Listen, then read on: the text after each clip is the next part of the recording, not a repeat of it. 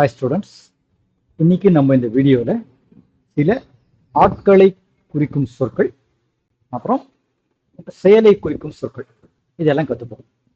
என்னெல்லாம் வேர்ட்ஸை கற்றுக்க போகிறோம் அப்படிங்கிறது இங்கே இருக்கு. ஐ அப்படின்னா நான், யூ அப்படின்னா நீ இல்லை நீங்கள். இங்கிலீஷில் நீக்கும் நீங்களுக்கும் வேற வேற வார்த்தை கிடையாது, ஒரே வார்த்தை யூ மட்டும்தான். ஹி அப்படின்னா அவன், ஷி அப்படின்னா அவள். இப்போ செயல்களை குறிக்கும் சொற்கள். வாக் அப்படின்னா நடக்கிறது, ரன்னுனா ஓடுறது, டாக்குன்னா பேசுறது, ஈட்டுனா உண்ணுதல் இல்லை சாப்பிட்றது. இப்போ இந்த வார்த்தையை வச்சு நம்ம எப்படி இங்கிலீஷில் சென்டென்ஸ் பண்றது, எப்படி பேசுறது அப்படின்னு இப்போ பார்க்கலாம்.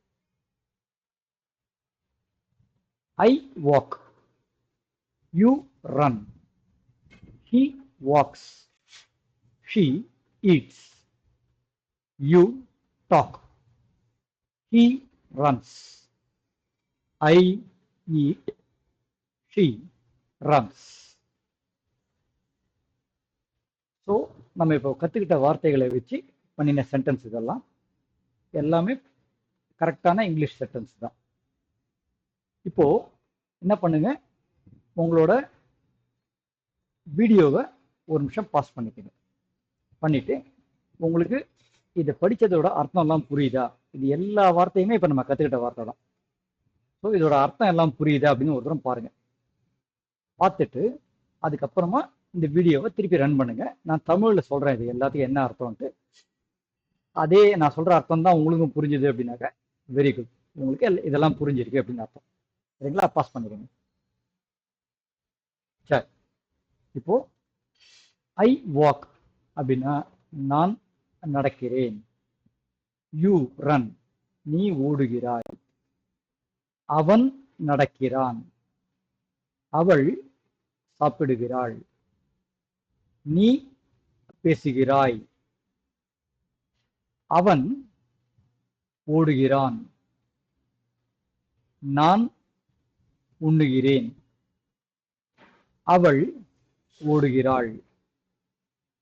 இதுல ஒரு விஷயம் என்னன்னாக்க, யூக்கு எப்படி நீ நீங்களோ அதே போலதான் ஹீக்கு அவன் அவர். மரியாதையோட ஒருத்தர் சொல்லணும்னாலும் ஹீ தான் சொல்லணும். அதே போலதான் ஷீக்கும் அவள் இல்லாட்டி அவங்க. ஸோ யூ, ஹீ, ஷீ இதுதான் சாதாரணமாக நம்ம ஃப்ரெண்ட்ஸை சொன்னாலும் இதுதான், இல்லை கொஞ்சம் மரியாதைக்குரியவங்களை சொல்லணும்னாலும் இதே வார்த்தை, இந்த மாதிரி வார்த்தைகள் தான் யூஸ் பண்ணணும் இங்கிலீஷில். இப்போ இதில் நீங்கள் வேறு ஏதாவது டிஃப்ரெண்ட்டாக பார்த்தீங்களா?